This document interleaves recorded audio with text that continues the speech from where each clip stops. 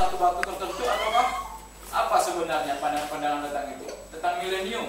Apakah memang ada milenium itu ataukah milenium itu adalah sesuatu yang sudah ada dari dulu sampai sekarang ataukah ada satu waktu tertentu yaitu kerajaan 1000 tahun. Kemudian bagaimana dengan pertobatan Israel? Katanya jumlah Israel yang akan bertobat itu ada tertulis di dalam kitab. Apakah jumlah itu secara harafiah apakah jumlah itu adalah orang-orang tertentu dari Israel ataukah dari seluruh bangsa? Itu banyak sekali hal-hal yang harus kita coba pelajari. Nah, Bapak Ibu saudara kasih Tuhan, oleh karena itu saya nantinya itu bahan yang saya sampaikan itu yang ada di tangan Bapak Ibu itu silakan disimpan aja, maksudnya untuk kita ini aja, untuk kita tahu bahwa kita sudah memegang satu bahan yang tentang tema kita ini, tentang pembahasan kita. Karena nanti saya ingin kita perhatikan, karena tema ini akan dibantu banyak gambar-gambar, banyak peristiwa-peristiwa yang memerlukan penjelasan-penjelasan, begitu ya. Nah, Bapak Ibu, saya juga tidak menutup kemungkinan. Jadi kita itu caranya adalah, kalau Bapak Ibu belum mengerti, silakan bertanya. Jadi jangan sampai saya teruskan, tapi Bapak Ibu ternyata belum mengerti, begitu ya. Nanti saya akan berikan, soalnya Bapak tadi berkata begini, begitu ya. Silakan bertanya, tidak apa-apa. Lebih baik daripada kita lewat terus tapi tidak mengerti, gitu. Lewat terus tapi nggak mengerti kan, nggak enak, gitu ya. Oke. Saya bukannya orang yang percaya tentang tantangan-tantangan, begitu ya.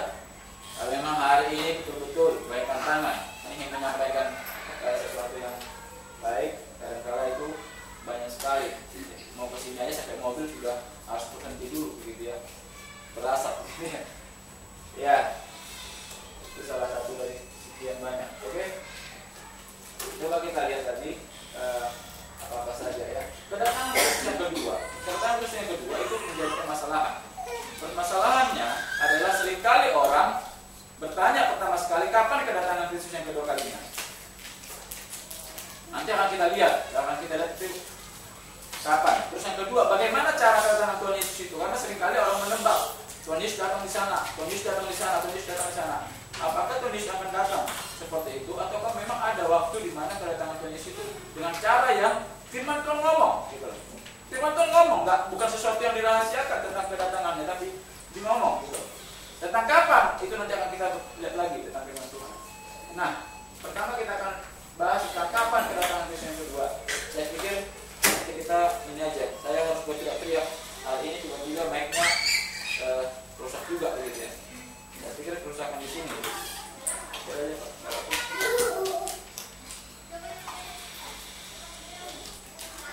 Ya, jadi kapan kedatangan Kristus yang kedua? Di akhir zaman. Yaitu itu menjadi akhir zaman. Bapak Ibu ada perbedaannya. Kalau saya simpulkan di zaman akhir itu adalah zaman sekarang. Zaman akhir itu zaman sekarang. Sedangkan akhir zaman itu adalah ada satu waktu di mana Yesus datang kedua kalinya, dan itulah menjadi akhir dari semua zaman. Gitu. Kalau dalam bahasa Inggrisnya itu dibedakan sekali, ya. Nah, tapi kita mau lihat banyak orang yang sudah berusaha menebak kedatangan Kristus itu. Ini ramalan-ramalan. Coba kita lihat ramalan-ramalan, dan kadang-kala saya mentertawakan, tapi kadang-kala saya melihat jangan-jangan suatu saat saya pun bisa seperti dia ini, gitu ya. Kalau saya terjebak dengan hal-hal yang saya tidak pelajari mengapa mereka bisa begitu, ya. Nah, coba kita lihat abad kedua.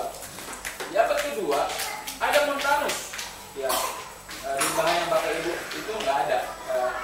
Jadi abad kedua ada Montanus dengan dua nabiahnya, Maximila dan Priscilla. Mereka menebak bahwa Yesus akan datang kembali di desa Pepusa. Jadi ada satu desa tersendiri mereka sebutin, Yesus akan datang di sana. Lalu mereka memang sayangnya nggak menyebutkan tanggal tepat, tapi mereka mengatakan pada saat itu sudah ada.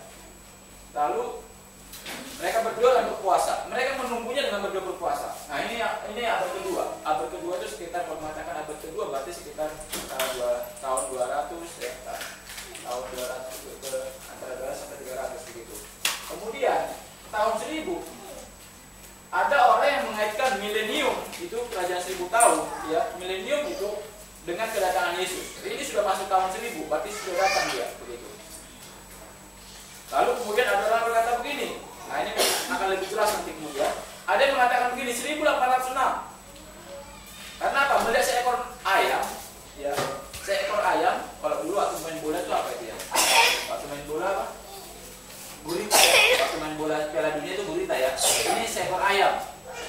Jadi seekor ayam ini dianggap nabi. Karena apa?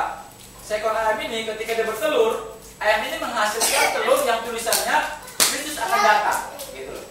Jadi di telur ayam itu ada tulisan Kristus akan datang. Ini yang pasti bukan telur asin Bapak Ibu, jadi tidak tulisannya enggak.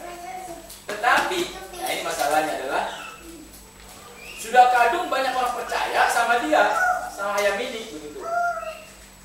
Ternyata di dalam penyelidikan, ketika bertelur tidak ada tulisan. Jadi orang menyelidiki, betul enggak ya kalau dia bertelur ada tulisan tentang Kristus datang. Diselidiki ternyata enggak ada.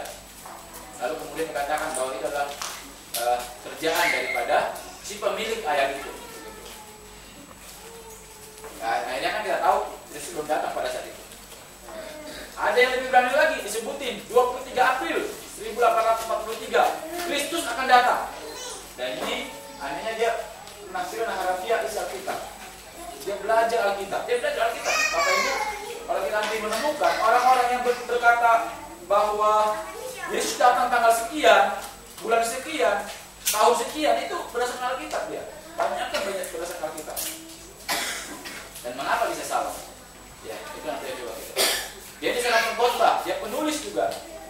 Dia memimpin ribuan orang sampai ada pengikutnya dia, disebut Millerite. Jadi ada karena namanya dia William Miller, jadi ada pengikutnya dia.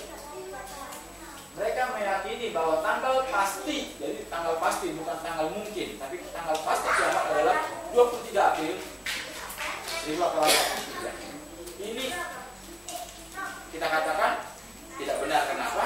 Buktinya sampai sekarang pun Yesus belum datang yang kedua kali. Nah, tapi kadang banyak orang percaya. Apa yang terjadi? Karena kadang banyak orang percaya, orang-orang yang percaya itu apa? Menjual harta miliknya, ya kan? Menyumbang semua harta miliknya, terus memakai jubah putih, ya, berdoa dan berpuasa sambil menunggu kedatangan Tuhan.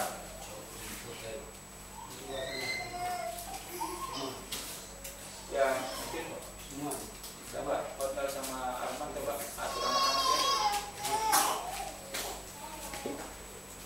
Jangan sampai.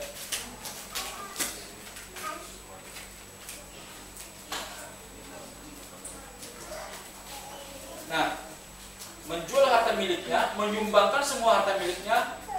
Wah, ini kalau pada saat itu kita ada, sangat beruntung sekali ya. Misalnya ada yang menjual harta miliknya kepada kita dengan murah-murah begitu, bahkan menyumbangkan, pasti kita akan bersedia gitu ya. Memakai jubah putih, berdoa dan berpuasa sambil menunggu kedatangan Tuhan.